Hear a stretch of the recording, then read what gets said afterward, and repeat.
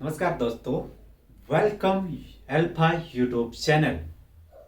मैं विजेंद्र कुमार सैनी आपका alpha YouTube channel पे स्वागत करता हूं और आपको मैं आज के चैप्टर के बारे में बताना चाहता हूं। आज का चैप्टर हमारा होगा साइंस का।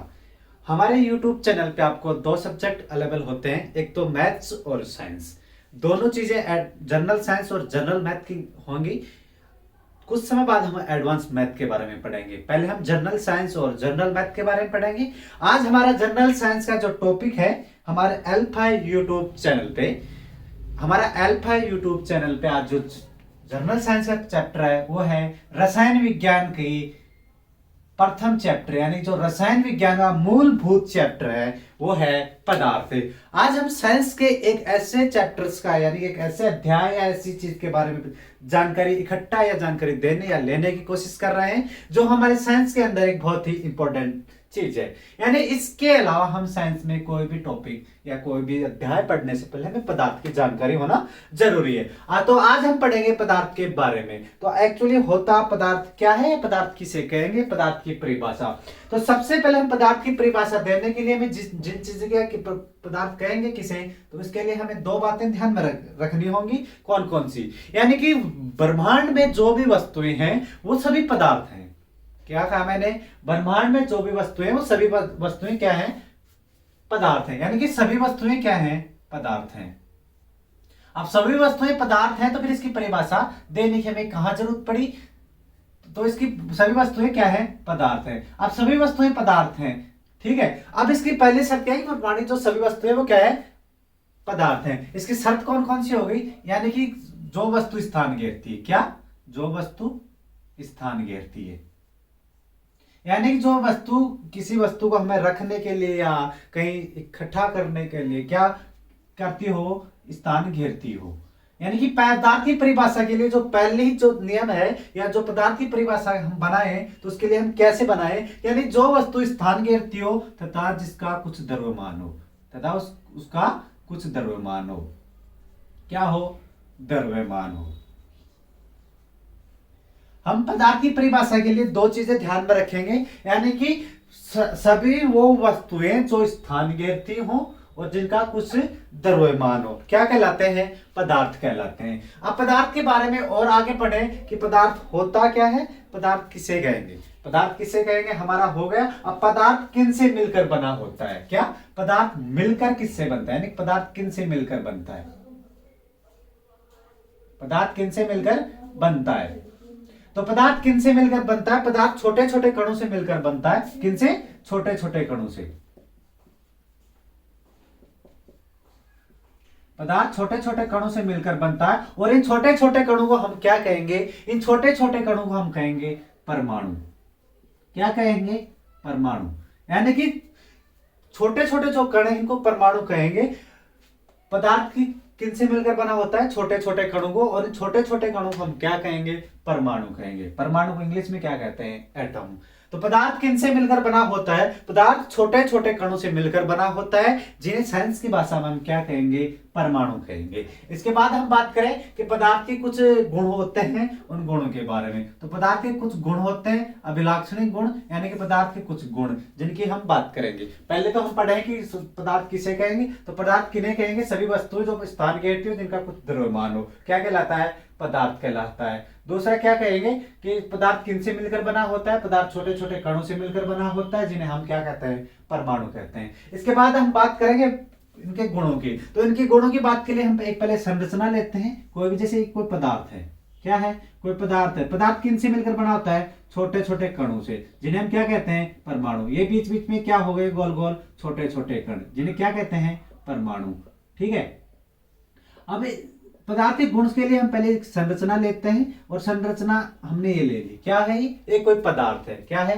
पदार्थ है। अब पदार्थ है तो हम इसके गुण के बारे में जानने के लिए क्या करेंगे? पदार्थ एक छोटे छोटे कणों से मिलकर बना होता है। जैसे दो कण ले लेते हैं, ये दो कणों हो गए। इन दो कणों से मिलकर क्या बन गया? पदार्थ। अब ये दो कणों से जो मिलकर पदार्थ बना है, तो हम देख रहे हैं इनके बीच में क्या है? रिक्त स्थान है। तो पहला गुण क्या हो गया? पदार्थ के कणों के बीच क्या होता है? रिक्त स्थान होता है। कणों के बीच में क्या होता है? रिक्त स्थान होता है। कणों के बीच क्या होता है, रिक्त स्थान होता है। पहला गुण क्या हो गया, पदार्थ के कणों के बीच क्या होता है, रिक्त स्थान होता है। दूसरा क्या है कि ये पदार्थ के कण गतिशील होते हैं, यानी कि पदार्थ के कण गति करते रहते हैं। क्या करते रहते हैं, गति करते हैं। तो दूसरा क्या हो गया, पदार्थ के कण क्या है, गतिशील होते हैं। कण क्या होते हैं, गतिशील होते हैं। पदार्थ क्या होते हैं, गतिशील होते हैं। पदार्थ गतिशील होते हैं अर्थात इन पदार्थ में कौन से पदार्थ जो होता है इनमें गतिशील होते हैं, तो कौन सी ऊर्जा होगी इनके अंदर होगी काइनेटिक एनर्जी अर्थात गतिज ऊर्जा। कौन सी ऊर्जा होगी, काइनेटिक एनर्जी। काइनेटिक एनर्जी मतलब गतिज ऊर्जा। तीसरा क्या गुण है इनका कि जो पदार्थ के दो कण हैं, हमने दो कण ले रखे हैं, ये एक दूसरे को अपनी ओर आकर्षित करते हैं। क्या करते हैं, अपनी ओर आकर्षित करते हैं। अब किसी वस्तु को अपनी ओर आकर्षित करते हैं तो इस गुण को हम क्या कहेंगे, आकर्षण बल। तो दो कणों के बीच क्या होता है, आकर्षण बल होता है। तो कणों के बीच क्या होता है, आकर्षण बल होता है। कणों के बीच क्या होता है, आकर्षण बल होता है। कौन सा बल होता है, आकर्षण बल। अब ये दो कण हैं जो एक दूसरे को अपनी ओर आकर्षित करते हैं, तो इनके बीच में क्या होता है, आकर्षण बल होता है। और इस आकर्षण बल को क्या कहें, जैसे कोई कण हो गए दो जिनसे मिलकर परमाणु बनता है और एक दूसरे की ओर क्या होते हैं, आकर्षित होते हैं, अर्थात एक दूसरे से क्या करते हैं, बंध बनाते हैं। क्या बनाते हैं, बंध बनाते हैं। ठीक है, अब बंध की जानकारी के लिए हम आगे बढ़ेंगे तब बताएंगे कि बंध क्या होता है। अब इनके बीच में जो कौन सा बल काम करेगा तो हम उसको बोलेंगे अंतरा आणविक बल। क्या बोलेंगे, अंतरा आणविक बल।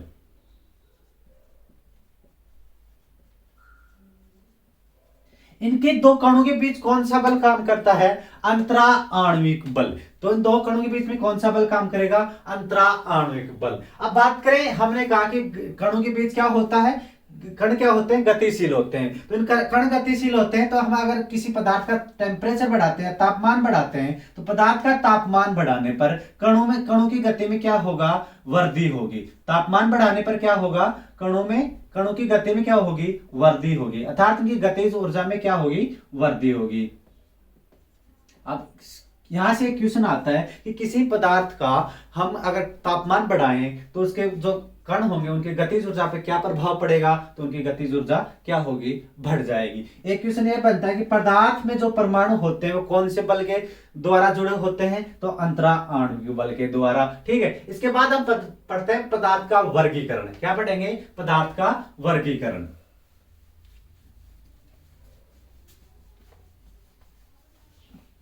इसके बाद हम पढ़ते हैं पदार्थ के वर्गीकरण के बारे में, यानी पदार्थ को कितने भागों में बांटा गया है। तो मूलतः पदार्थ को दो भागों में बांटा गया है।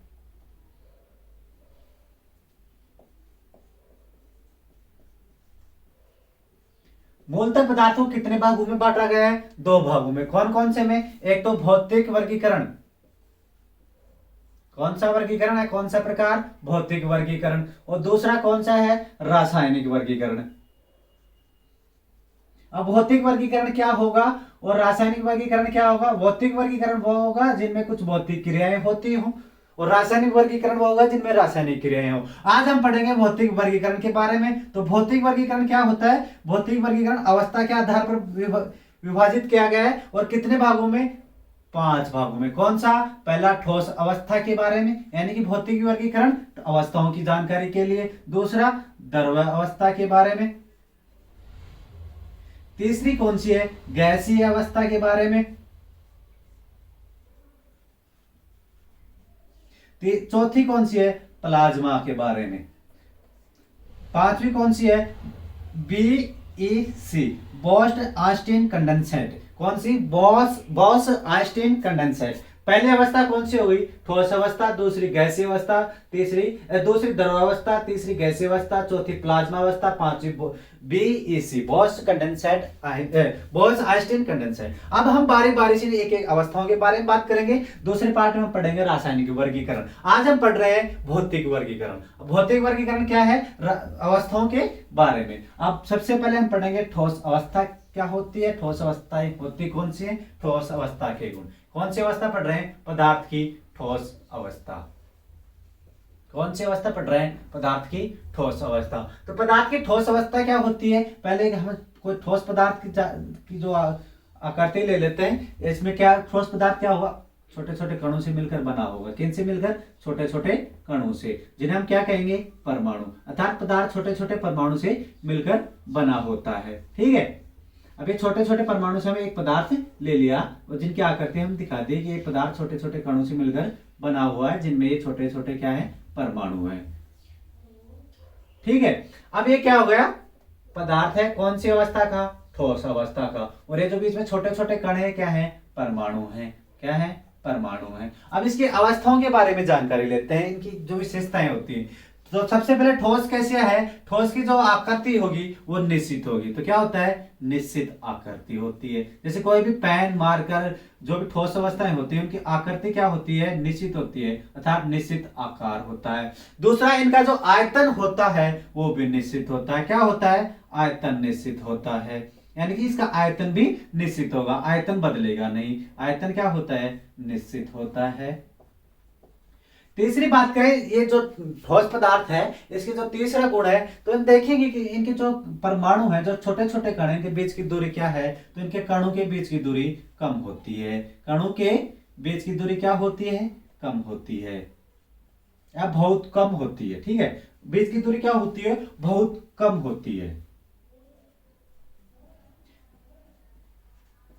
बीच की दूरी क्या होती है, बहुत कम होती है। अब बात करें बीच की दूरी अगर बहुत कम है तो इनकी जो आकर्षण बल होगा दो कणों के बीच में, जैसे दूरी है, तो ये आकर्षण बल किस पे निर्भर करेगा, इनकी बीच की दूरी पे। जितनी कम दूरी होगी उतना ज्यादा आकर्षण बल होगा और जितनी ज्यादा दूरी होगी उतना कम आकर्षण बल होगा। तो बीच की दूरी कम है तो इनमें आकर्षण बल क्या होगा, कणों का आकर्षण बल ज्यादा होगा या अधिक होगा। तो आकर्षण बल क्या होगा, ज्यादा होगा। अब बात करते हैं आकर्षण बल ज्यादा है, तो आकर्षण बल ज्यादा है तो इनमें जो एक गुण आएगा संपीड़न का गुण, कौन सा गुण, संपीड़न का। अब संपीड़न का गुण क्या होता है मैं आपको बता दूं। संपीड़न का गुण है कि किसी वस्तु के जो दबाने पर वो वस्तु कितना आकार कम करती है। तो आकर्षण बल ज्यादा है, आकार का परिवर्तन का जो बीच की दूरी बहुत कम है, निश्चित आकार होता है, तो इनमें जो संपीड़न का गुण है वो क्या है, संपीड़न का गुण नहीं पाया जाता है। संपीड़न का क्या होता है, का गुण नहीं होता है। क्या नहीं होता है, संपीड़न का गुण नहीं होता। इसके बाद हम बात करें, इनके गुण हो गया, इनके जो आकार हो गया, आयतन हो गया, कणों के बीच की दूरी हो गया, आकर्षण बल हो गया और इनमें जो है वो संपीड़न का गुण हो गया। अब बात करें स्पष्ट सीमा की, तो स्पष्ट सीमा क्या होती है, स्पष्ट सीमा। तो स्पष्ट सीमा क्या होती है, जो ठोस का जो आकार होता है वो निश्चित होता है, यानी कि उनको परिवर्तन नहीं कर सकते, तो उसकी जो सीमा रहेगी वो रहेगी, तो इसकी क्या है, स्पष्ट सीमा है। इसके बाद इसमें भाव का क्षेत्र नहीं पाया जाता, भाव का गुण नहीं पाया जाता है। भाव का गुण का मतलब ये बहेंगे नहीं, यानी कि जो आप यहाँ के द्रव्य और गैस के बारे में पढ़ेंगे तो द्रव्य और गैस की तरह ये बहते नहीं है। ठीक है, इसके बाद हम अगला पढ़ें तो वो है द्रवावस्था के बारे में। अगला हम पढ़ेंगे द्रवावस्था के बारे में। ठोस अवस्था हमारी हो गई, अब पढ़ेंगे द्रवावस्था के बारे में। किसके बारे में पढ़ेंगे, द्रव्य अवस्था के बारे में। तो हमारा दूसरा कौन सा है, द्रव्य अवस्था। ठीक है, तो द्रवावस्था के लिए हम पहले आकर कोई पदार्थ ले लेते हैं, द्रव्य पदार्थ जिनके कणों के बीच की दूरी क्या है, थोड़ा कम है। क्या है, कणों के बीच की दूरी कम है। ठीक है, अब ये क्या हो गया, ये द्रव्य पदार्थ हो गया। कौन सा पदार्थ है, द्रव्य पदार्थ। ये जो बीच में कण है क्या हो गए, परमाणु। ठीक है, अब इनकी विशेषताएं पढ़ते हैं। तो इनके क्या है कि इनका आकार, आयतन है ना, आयतन, आयतन क्या होता है, निश्चित आयतन होता है। यानी कि हम 1 लीटर दूध लेते हैं, 1 लीटर पानी लेते हैं, तो हम उसे किसी भी पात्र में डालेंगे तो उसका आयतन तो 1 लीटर रहेगा, है ना। लेकिन हम 1 लीटर पानी लिया, उसका आयतन कितना हुआ, 1 लीटर। हम 1 लीटर पानी को हम किसी जग में लिए तो उसका आयतन कितना हो गया, वो आकार किसका ले लिया, जग का। हम उसे किसी और पात्र में डालते हैं तो उसका आकार ले लेता है। हम कैसे क्या कह सकते हैं, आकार निश्चित नहीं होता है। आकार क्या होता है, निश्चित नहीं होता है, अर्थात आकार अनिश्चित होता है। आकार कैसा होता है, अनिश्चित होता है। इसके बाद अगला गुण है, जो इनके बीच में जो कणों के बीच की दूरी क्या है, वो कम होती है, थोड़ी कम होती है। किसकी, ठोस की अपेक्षा कणों के बीच की दूरी क्या होती है, ज्यादा होती है। ठोस से कणों के बीच की दूरी क्या होती है, ज्यादा होती है। ठोस में कणों के बीच की दूरी क्या थी, कम थी, इसमें ठोस से ज्यादा होती है। क्या होती है? ठोस की अपेक्षा इनके कणों के बीच की दूरी ज्यादा होती है। अब बात करें इनके कणों के बीच की दूरी ज्यादा है तो इनके बीच में जो आकर्षण बल काम करेगा वो भी कम होगा। तो आकर्षण बल क्या होगा? कम काम करेगा, अर्थात आकर्षण बल कम होगा। किसकी अपेक्षा होगा? ठोस की अपेक्षा। किसकी अपेक्षा? ठोस की अपेक्षा। इनमें आकर्षण बल क्या होगा? कम होगा। आकर्षण बल कम होगा अर्थात इनके बीच की दूरी कम है तो इनमें एक गुण पाया जाएगा। कौन सा? संपीड़न का गुण। संपीड़न का गुण क्या होगा? कौन कितना होगा? संपीड़न कम होगा। होगा लेकिन कम होगा। क्यों होगा? इनके बीच की दूरी कम है, अगर इनको हम दबाएंगे तो ये दब जाएंगे, इसलिए इनके संपीड़न होगा, यानी कि दबाव होगा तो आकार में थोड़ा परिवर्तन कर लेगा, तो ये क्या होगा? संपीड़न का गुण होता है। इसके बाद बात करें कि इनमें बहाव का क्षेत्र होता है, यानी ये बहते हैं, बहाव का गुण होता है। क्या होते हैं? एक स्थान से दूसरे स्थान पे बह के चले जाते हैं, तो बहाव का गुण होता है। इसके बाद अगली बात करें हम तो इनकी जो स्पर्श सीमा होती है वो स्पर्श सीमा का गुण कम होता है, अर्थात स्पर्श सीमा नहीं होती है। क्या होती है? स्पर्श सीमा नहीं होती है, अर्थात ये जिस पात्र में डालेंगे उसका आकार ले लेंगे और उसी की सीमा ले लेंगे। तो द्रवावस्था क्या है? इनका आयतन निश्चित होता है, आकार निश्चित होता है। ठोस के अपेक्षा कणों के बीच की दूरी क्या होती है? ज्यादा होती है। ठोस की अपेक्षा कणों के बीच की दूरी क्या होती है? ज्यादा होती है। बीच की दूरी क्या होती है? ज्यादा होती है। और ठोस की अपेक्षा आकर्षण बल कम होता है और संपीड़न का गुण भी पाया जाता है लेकिन कम पाया जाता है। बहाव का गुण होता है, स्पर्श सीमा नहीं होती है। अब बात करें अगला इसके हम गैसीय अवस्था के बारे में। किसके बारे में? गैसीय अवस्था के बारे में। किसके बारे में अध्ययन करें? गैसीय अवस्था के बारे में। ठीक है, गैसीय अवस्था क्या होती है? जो हमने ठोस, द्रव, गैस पढ़ रहे हैं, 3 अवस्थाएं है ना। तो ठोस अवस्था, गैस अवस्था, द्रव अवस्था। हम पढ़ रहे हैं अगली गैसीय अवस्था। कौन सी अवस्था? गैसीय अवस्था। तो गैसीय अवस्थाओं के लिए हम पहले एक पदार्थ लेते हैं, डायग्राम बनाते हैं जिनमें क्या है? गैसीय होते हैं। तो गैसीय पदार्थ के अणु क्या होते हैं? दूर दूर होते हैं। क्या होते हैं? गैस। इसके छोटे छोटे क्या हुए? परमाणु। अब बात करें इनके आयतन की, तो इनका आयतन अनिश्चित होता है। अगर हम किसी गैस को 5 लीटर के सिलेंडर में डालें, 5 लीटर गैस, 5 किलो गैस को, तो वो 5 किलो गैस का सिलेंडर का आयतन ले लेगी। अगर हम उसी गैस को हम 20 लीटर के सिलेंडर में डाल दें तो 20 लीटर के आयतन में हो जाएगी। इसलिए इनका आयतन क्या होता है? अनिश्चित होता है। आयतन क्या होता है? अनिश्चित होता है। ठीक है, और इसका आकार भी अनिश्चित होगा। क्या होगा? आकार भी अनिश्चित होगा, यानी कि जिस सिलेंडर में डालेंगे या जिस पात्र में डालेंगे उसका आकार ले लेगी। तो आकार भी क्या होता है? अनिश्चित होता है। अब बात करें इनके बीच के कणों की दूरी, तो इनके बीच के कण है ना, कणों के बीच में दूरी बहुत होती है। क्या होती है? कणों के बीच की दूरी बहुत ज्यादा होती है। बहुत ज्यादा होती है। क्या होती है? बहुत ज्यादा होती है।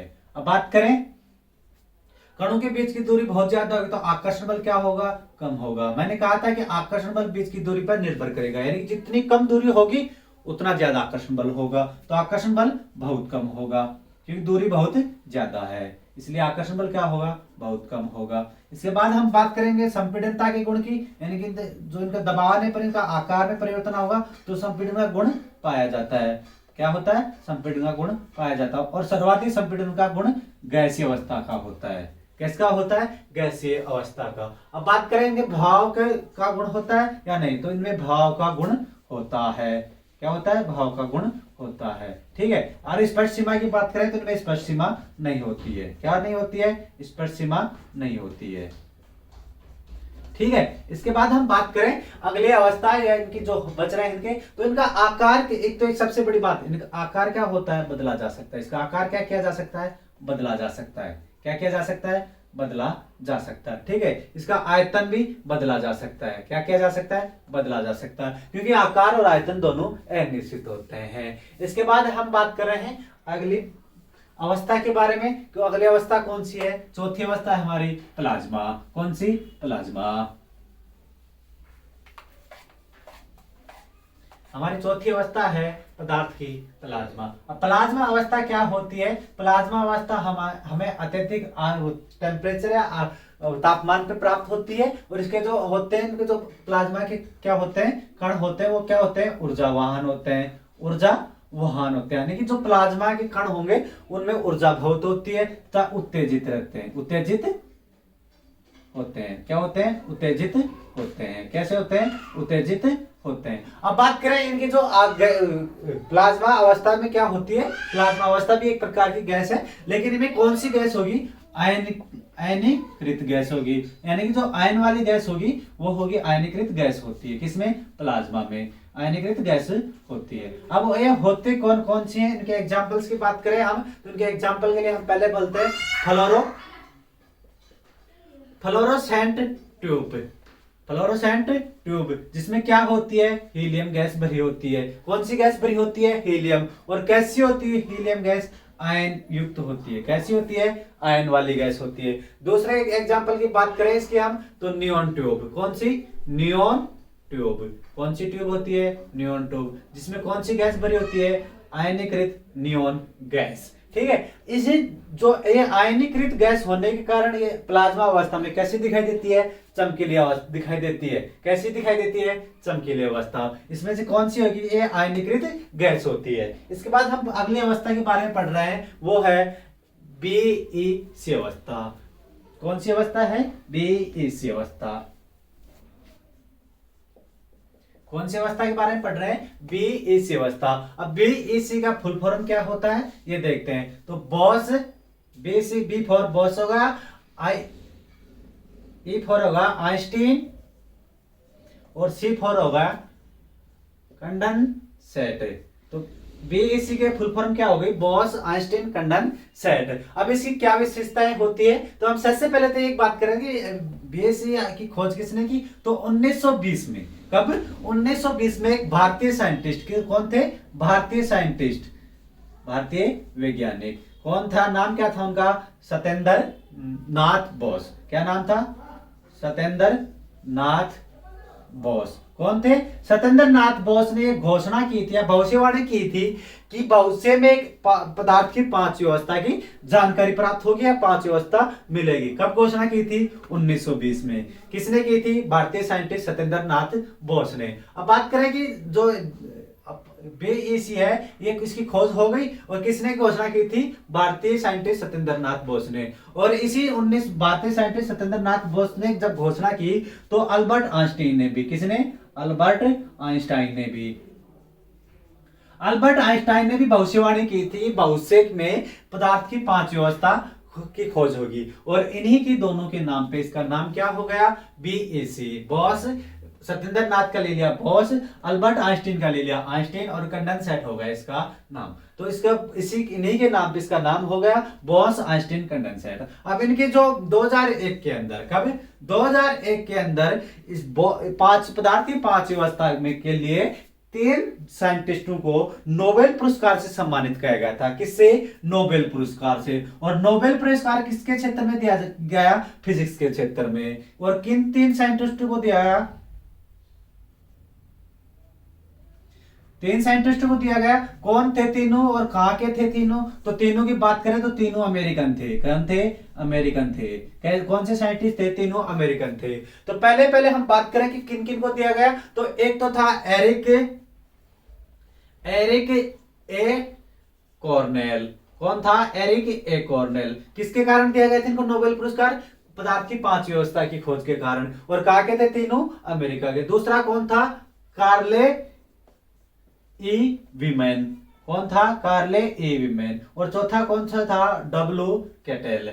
कौन था, डब्ल्यू कैटेल। तीसरा कौन था, डब्ल्यू कैटेल। तो 2001 में नोबेल पुरस्कार किनको दिया गया था, फिजिक्स के क्षेत्र में या भौतिक विज्ञान के क्षेत्र में। तो 3 साइंटिस्ट थे, तीनों कहां के थे, अमेरिका के थे। और किसके कारण दिया गया था, बीईसी यानी कि पदार्थ की 5 अवस्था की खोज के लिए। कौन थे तीनों, एरिक ए कॉर्नेल, दूसरा था ई वीमेन, और चौथा था, तीसरा था डब्ल्यू कैटल। कौन था, डब्ल्यू कैटल। एक तो था कोरेल ई वीमेन, डब्ल्यू कैटल और एरिक ए कॉर्नेल। ठीक है, किसके कारण दिया गया था, बीईसी की खोज के कारण। हम पढ़ रहे थे पदार्थ के वर्गीकरण। आज हमने पढ़ा पदार्थ के भौतिक वर्गीकरण के बारे में। किसके बारे में पढ़ा, भौतिक वर्गीकरण के बारे में। ठीक है, भौतिक वर्गीकरण में क्या था, पदार्थ की अवस्थाओं की जानकारी। किनकी, पदार्थ की अवस्थाओं की जानकारी। तो पदार्थ की कितनी अवस्थाएं होती हैं, मूलतः 3 होती है, लेकिन होती कितनी है, 5। कौन कौन सी होती हैं, ठोस, द्रव्य, गैस। 3 तो मूल हो गई। एक होती है प्लाज्मा। कौन सी चौथी अवस्था कौन सी होती है, प्लाज्मा, और पांचवी होती है बीएसी। बीएसी की फुल फॉर्म क्या होती है? Boss Einstein condensate. ठीक है, आज के चैप्टर में हम इतना ही पढ़ते हैं। अगर आपको वीडियो अच्छा लगे तो लाइक कीजिएगा, कमेंट कीजिएगा। वीडियो कैसा लग रहा है आपको कमेंट करके बताइए। आपको अच्छा लग रहा है या बहुत अच्छा लग रहा है, जैसा भी आपको लग रहा है कमेंट करें, और आप वीडियो को शेयर करें और जाते जाते हमारे चैनल को सब्सक्राइब करें। धन्यवाद।